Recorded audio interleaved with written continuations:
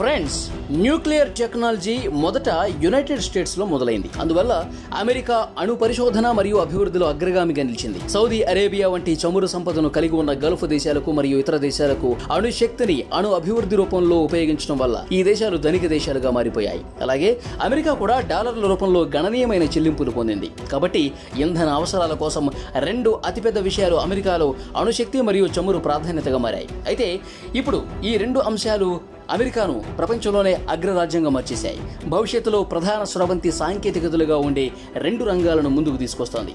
మొదటిది electrical vehicle technology, ముఖ్యంగా lithium ion battery technology. ఇక రెండవది crypto currency, block chain technology. ఈ రెండు భవిష్యత్తులో ప్రపంచంలోని రెండు అతిపెద్ద రంగాలుగా మారుతాయి. ఇక్కడ చాలా డబ్బు చేరి ఇవి చాలా ముఖ్య రంగాలుగా మారుతాయి. భారతీయ శాస్త్రవేత్తలు లిథియం అయాన్ బ్యాటరీ సాంకేతికతలో భారతదేశానికి పెద్ద పురోగతిని అందించారు. ఈ భూమి కూడా లిథియం యొక్క భారీ నిల్వను కలిగి ఉంది. బ్లాక్ చైన్ గురించి మనం పెద్దగా చెప్పలేనప్పటికీ ఎలక్ట్రిక్ వాహన విప్లవానికి దోహదపడే లిథియం అయాన్ బ్యాటరీ టెక్నాలజీలో భారతదేశం గణనీయమైన పురోగతిని సాధించింది. ఈ రంగంలో భారత్ ఇంత వేగంగా అభివృద్ధి సాధిస్తుందని చైనా కూడా ఊహించలేదు. అయితే రాబోయే సమయం పూర్తి ఎలక్ట్రిక్ వాహనాలకు చెందింది. ఎలక్ట్రిక్ వాహనాల ధర గురించి చెప్పాలంటే వాహనం ఖర్చులో 50% దాని బ్యాటరీ కోసమే ఖర్చు పెట్టాల్సి వస్తుంది. కాబట్టి ఈ బ్యాటరీని తయారు చేయడానికి చౌకైన మరియు ఉత్తమమైన మార్గాన్ని ఎవరైతే కనుక్కుంటారో ఖచ్చితంగా వారు ఈ ప్రపంచాన్నే ఏలే నాయకుడు అవుతారు. అయితే ఎలక్ట్రిక్ వెహికల్ కార్ బ్యాటరీలు, ముఖ్యంగా లిథియం అయాన్ బ్యాటరీల తయారీకి అత్యంత అనుకూలమైన వాతావరణాన్ని మన భారతదేశంలో అభివృద్ధి చేయడమే కాకుండా ఆటోమొబైల్ రంగంలో భారతదేశం ప్రపంచంలోనే అతిపెద్ద మార్కెట్ గా ఉన్న ప్రాంతంగా నిలిచింది. ముఖ్యంగా లిథియం అయాన్ బ్యాటరీలను ఉత్పత్తి చేయడానికి ఉత్తమమైన మార్గం ఉన్న దేశం దాదాపు ఎక్కడా లేదు. అయితే పెట్రోల్, డీజిల్ లాగానే రానున్న కాలంలో కరెన్సీ కూడా దీని చుట్టూనే తిరుగుతుంది. అదనంగా కార్బన్ ఉద్గారాలు, కార్బన్ డయాక్సైడ్ మరియు ఇతర గ్రీన్ హౌస్ వాయు ఉద్గారాలను తగ్గించడానికి ప్రపంచం మొత్తం దీనిపై నడుస్తుందని ఖచ్చితంగా చెప్పొచ్చు. అయితే ఫ్రెండ్స్, ఇప్పుడు ఎలక్ట్రిక్ విషయానికి వెళ్దాం. ఎలక్ట్రిక్ కోసం సౌరశక్తి మరియు సోలార్ ప్యానెళ్ల ద్వారా విద్యుత్తును ఉత్పత్తి చేస్తారు. కానీ దానిని ఎక్కడ నిల్వ చేస్తారు? అయితే ఈ సమయంలోనే లిథియం అయాన్ బ్యాటరీలు అమల్లోకి వస్తాయి. ఇప్పుడు లిథియం అయాన్ బ్యాటరీల నాణ్యత వాటి శక్తి సాంద్రతలో ఉంది. కాబట్టి ఇది చాలా ఎక్కువ. మారుమూల ప్రాంతాలలో గణనీయమైన విద్యుత్ అందుబాటులో ఉంది. అలాగే దానిని నిల్వ చేయడం ద్వారా మనం దానిని ఎక్కువ కాలం ఉపయోగించుకోవచ్చు. వాటి ఉత్సర్గ రేటు కూడా చాలా తక్కువగా ఉంది. రాబోయే రోజుల్లో వాటిని అత్యంత ముఖ్యమైన బ్యాటరీలుగా మారుస్తుంది. అలాగే భవిష్యత్తులో ఎలక్ట్రిక్ బ్యాటరీలతో నడిచే యుద్ధ విమానాలు కూడా మనం చూసే అవకాశం ఉంది. కాబట్టి మొత్తం మీద కార్బన్ ఉద్గారాలను తగ్గించడానికి దేశాలు ఎక్కడికి వెళ్లినా అవి విద్యుత్ ఉత్పత్తి చేయడానికి పునరుత్పాదక ఇంధన వనరులు, పవన శక్తి, సౌర శక్తి మరియు ఇతర ప్రత్యామ్నాయ హరిత వనరులను మాత్రమే ఉపయోగిస్తాయి. కానీ దానిని నిల్వ చేయడానికి వారికి లిథియం అయాన్ బ్యాటరీల అవసరం ఉంటుంది. ఎలక్ట్రిక్ వాహనాలకు మాత్రమే కాకుండా ఉత్పత్తి తర్వాత విద్యుత్తును నిల్వ చేయడానికి ఇతర రంగాల అవసరం కూడా వస్తుంది. కాబట్టి వీటికి రాబోయే కాలంలో భారీ మార్కెట్ ఉంది. కానీ వీటన్నింటి మధ్య మీకు కాస్త బాధ కలిగించే విషయం, ఒక వాస్తవాన్ని కూడా ఇక్కడ చెప్తాను. అదేంటంటే భారతదేశంలో 2030 నాటికి 30% రోడ్లపై ఎలక్ట్రిక్ వాహనాలు నడుస్తాయని చెప్తున్నారు.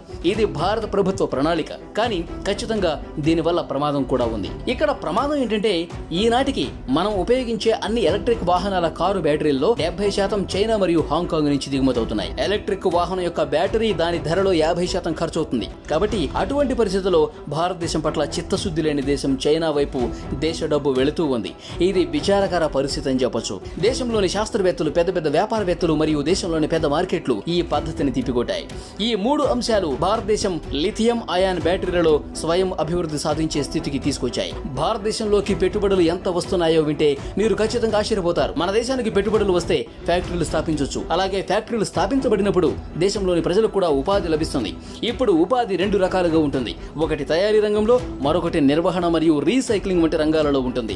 మూడు రంగాలు కలిపి వచ్చినప్పుడు చాలా ఉన్నత స్థాయిలో భారతదేశంలో ఉపాధి కల్పన జరుగుతుంది. ముందుగా లిథియం అయాన్ రంగంలో భారతదేశంలో ఎంత పెద్ద మార్పు రాబోతుందో మరియు భవిష్యత్తులో భారతదేశంలోకి బిలియన్ల వర్షం ఎలా కురుస్తుందో ఇప్పుడు ఈ వీడియోలో మనం తెలుసుకుందాం. నా ఉద్దేశం ఏంటంటే మన దేశానికి ట్రిలియన్లలో డాలర్లు వస్తాయని, అలాగే రాబోయే కాలంలో మొదటి ఎలక్ట్రిక్ గిగా ఫ్యాక్టరీని ఓలా సంస్థ ఏర్పాటు చేస్తుంది. ఆ కంపెనీ వారు భారతదేశంలోనే లిథియం అయాన్ బ్యాటరీ తయారీ కోసం చాలా పెద్ద గిగా ఫ్యాక్టరీని ఏర్పాటు చేస్తున్నారు. ఇది తమిళనాడులోని కృష్ణగిరి జిల్లాలో నిర్మించబడుతోంది. అలాగే ఇది 2024 నాటికి పూర్తి స్థాయిలో పనిచేస్తుంది. ఈ గిగా ఫ్యాక్టరీల ఎలక్ట్రిక్ మొబిలిటీ ప్రైవేట్ లిమిటెడ్ కు చెందింది. త్వరలో స్థాపించబోయే reliancejewels.in లో ప్రకటించిన ఫ్యాక్టరీ గురించి ఇప్పుడు మనం మాట్లాడుకుందాం. ఈ రిలయన్స్ గిగా ఫ్యాక్టరీ గుజరాత్ రాష్ట్రంలోని జామ్నగర్ లో నిర్మించబోతున్నారు.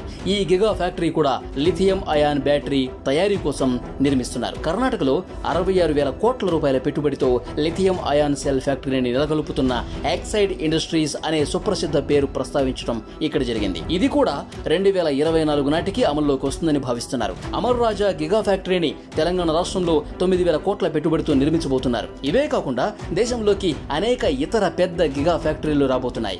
అంతర్జాతీయ బ్యాటరీ కంపెనీ ఐబీసీ ఫెసిలిటీ 8,000 కోట్ల రూపాయల విలువైన లిథియం అయాన్ బ్యాటరీ తయారీ కేంద్రాన్ని ఏర్పాటు చేసుకునేందుకు కర్ణాటక ప్రభుత్వంతో ఒప్పందం కూడా కుదుర్చుకుంది. అలాంటి బ్యాటరీలను తయారు చేయడానికి భారతదేశంలో అంతులేని గిగా ఫ్యాక్టరీలు పనిచేస్తున్నాయి. ఇది జరిగితే రాబోయే కాలంలో భారతదేశం స్వయం సమృద్ధి సాధిస్తుంది. ముఖ్యంగా చెప్పాలంటే భారతదేశం 70% బ్యాటరీలను దిగుమతి చేసుకోవడం కాకుండా బ్యాటరీ తయారీ భారతదేశంలోనే జరుగుతుంది. కాబట్టి వాటి ఖర్చులు కూడా తగ్గుతాయి. అయితే ఖర్చులు తగ్గడంతో భారతీయ వినియోగదారులకు తక్కువ ధరలోనే ఎలక్ట్రిక్ కార్లు లభిస్తాయి. ఎందుకంటే మనం చెప్పినట్లుగా ఎలక్ట్రిక్ వాహనం యొక్క ధర 50% దాని బ్యాటరీలోనే ఉంటుందన్నమాట. భారతదేశంలో వీలైనంత త్వరగా ఎలక్ట్రిక్ వాహనాల సంఖ్యను పెంచే లక్ష్యంతో national electric mobility mission plan వంటి పనులను చేపట్టడానికి భారతదేశం అనేక ముఖ్యమైన చర్యలు తీసుకుంది. అదనంగా భారతదేశంలో హైబ్రిడ్ మరియు ఎలక్ట్రిక్ వాహనాలను వేగంగా స్వీకరించడం మరియు తయారు చేయడం ఈ పథకం యొక్క ముఖ్య ఉద్దేశం. దీని కింద బైకులు లేదా కార్లతో సహా ఎలక్ట్రిక్ వాహనాలను కొనుగోలు చేసే ప్రతి ఒక్కరికి భారత ప్రభుత్వం ఆర్థిక ప్రోత్సాహకాలు అందిస్తోంది. అంతేకాకుండా భారత ప్రభుత్వం ఇతర ప్రభుత్వాల సహకారంతో భారతదేశంలో లిథియం లభ్యతను నిర్ధారించడానికి ఎంఎస్పి అని కూడా పిలువబడే ఖనిజ భద్రతా భాగస్వామ్యంపై పనిచేస్తోంది. లిథియం మరియు బ్యాటరీలను తయారు చేయడానికి అవసరమైన ముడి పదార్థాల సరఫరాను భారతదేశానికి పరిమితం చేయడానికి చైనా ప్రయత్నం చేస్తోంది. అందువల్ల లిథియం సరఫరాను సురక్షితం చేయడానికి భారతదేశం మినరల్ సెక్యూరిటీ పార్ట్నర్షిప్ పై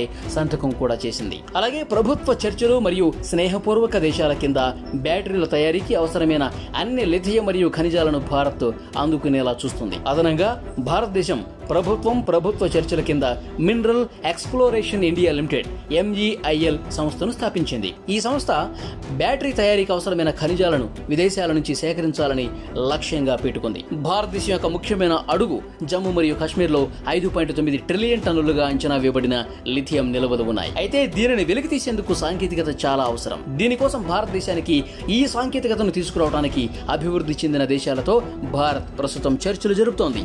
భారతదేశం దేశీయంగా లిథియం వెలికితీత ప్రారంభించిన తర్వాత ఇతర దేశాలపై ఆధారపడటం గణనీయంగా తగ్గుతుంది.